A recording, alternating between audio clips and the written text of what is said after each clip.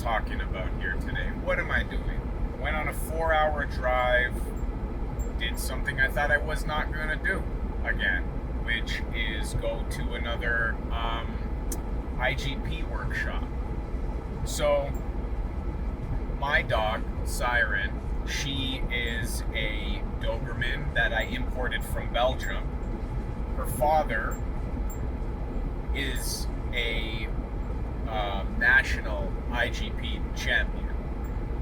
So she comes from some good bloodlines. And the reason why I came up to this workshop is because they brought in my dog's father's owner and handler to come do the protection part of the sport with everybody. They bring him in, every few months or so, which is pretty cool. So I went from, no, I'm not going to do IGP anymore. I'm not going to go to a club. No, I'm not going to go to a workshop. I don't want to spend any money on a club. I don't want to spend any money on a workshop, right? To let me go find an Airbnb, spend money on gas, spend money on the accommodations, spend money on this seminar, and have a $1,000 weekend. No problem. But it's worth it. I mean, it's nice that my dog gets to be worked by the man who is a national champion, ultimate champion with different breeds, but at this current time with a Doberman, her father. So it was a great experience. I had a good time. The club, they were all nice people. It was a good weekend, and it was good to work with him. It was good to have him see what she can do up to this point, what I've been doing with her up to this point. Basically, we just went straight into the protection, which is fine, because the other phases, you can work on your own protection, I can work on my own, but at some point you do need a helper.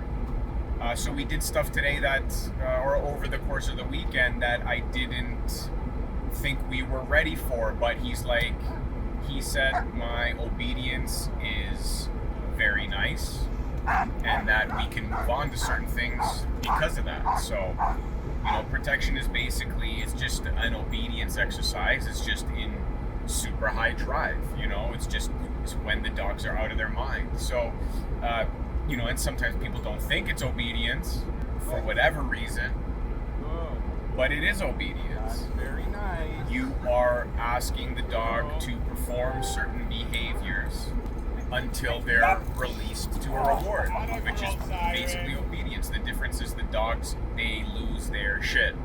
So, because my obedience is really good, though, it was a okay step to take. Personally, I would have liked to have an intermediate step where I'm working with another person, maybe a helper, where I have a lesser value reward rather than a sleeve. So maybe go from just a regular tug, or even her baka, which is like that purple, I don't know if you've seen it, that purple tug, and give that baka to the second person on the field, and then work just get a few reps in like that, where it's still high value, it's still fun, but it's not like helper level high value. And then you teach some skills in a high state of mind, but not too high where they can't think, they can't learn. That was good. Or that makes it harder for them to think and learn because they're losing their minds because of the high value reward, which is always going to be, the helper with a sleeve is always going to be the highest value reward there is. But we just went straight into it. It worked out. It worked out well. Again, like I said, I would have liked to have the intermediate step so I can have the behaviors look a little more nice before I do that stuff. But sometimes you can just, as long as you have a solid foundation, you can jump a step, I guess. But we kind of jumped a step for the purposes of the workshop. Sometimes you have to, you're in a place and a time where there's nothing you can do, and that was it for me this weekend. But everything went well. Absolutely nothing went wrong with it. And what I'm going to do is I'm just going to do a little bit more of what's called secondary obedience, where, you know, you have the reward off of you. You do the obedience, you send the dog to be rewarded away from you. So a second person having a toy. But it was great to meet him in person. It was great for her to see him, great for her to work with him. I'm sure for him, working her, it was just like a blast from the past. It was probably like him working his pup all over again. She's very similar, and he said that he would sign up to have that dog any day. He said for a female, she is the strongest female he's ever worked. I don't want to be gassing her up, but I'm happy to hear that. I'm happy with her. I like her. I love her attitude. She loves life. She's happy. And then when she turns it on, and she gets real serious. And I like that about her. I love that about her. So everything went really well at this workshop, and I hope to come back again in the fall and continue to develop her with him. Now in IGP, it's always good to kind of come up with a single helper, because when you're trying to develop shape and develop behaviors, when you're trying to build drive and confidence, and for the protection phase, it's good to have that consistency with a single person who knows the progression of your dog. If you have a young dog and you're kind of bouncing back and forth between helpers, then you're doing just that in your training, because they can never really be certain. There's a little bit of leeway, like, you know, you can have two helpers working together, they kind of update each other on stuff, and it's like, okay, I got it, we can go from here. Using you as the middleman in communication, you always need to know what you should be working on, what you're working on, and what direction you want to go. I know that seems like a redundant thing to say, but believe me, there's a lot of people that they just don't know the direction they need to go with their own dog, which I'm gonna say it's normal, and it's fine if you put all your trust in the helper, but that can be another issue too, because your helper has to be somebody who is skilled. You have to trust them, they have to be trusted, and they have to be safe.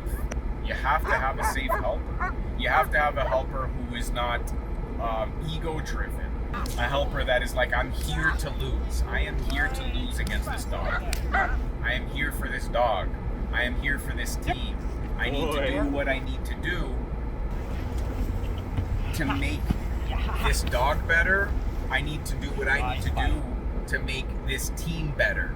Never I need to do what I need to do to make myself feel good, to stroke my own ego. And believe me, there's a lot of guys out there who are like that, and that's what makes picking a helper so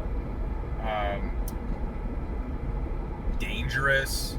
It's what makes picking a helper, or knowing what to look for in a helper, like, that's a very important thing to know. It's very important to know who you want to work with and why, who you should work with and who you shouldn't work with. So I'm happy to work with this guy because, you know, again, he is a national level champion multiple times. He is really safe with the dogs, and he is fully there for the dogs. And then on top of that, he just happens to be my dog's father. My dog father. He's my dog father. My dog's father's owner. He's basically the breeder. So for me, it was a perfect combination. Now, being there, I got a lot of, hey, you should keep going in IGP type comments. Should I keep going in IGP? Why am I so conflicted? I don't know. Well, I do know. I do, but clearly I love the sport, right? So I'm gonna set it up where I get to do it more, and I'll probably trial her. So there's the big reveal. I will trial her. I will put a BH on her at the very minimum, and I'm going to keep building her up and working on all the skills necessary to go further. And we'll see where I am at that point in the future. Who knows? Maybe I will commit fully before then, or maybe I'll get her to a point and be like, it's time to trial, and not fully commit, but just go through with it anyways, just because she's ready and she's there. Who knows what the future holds?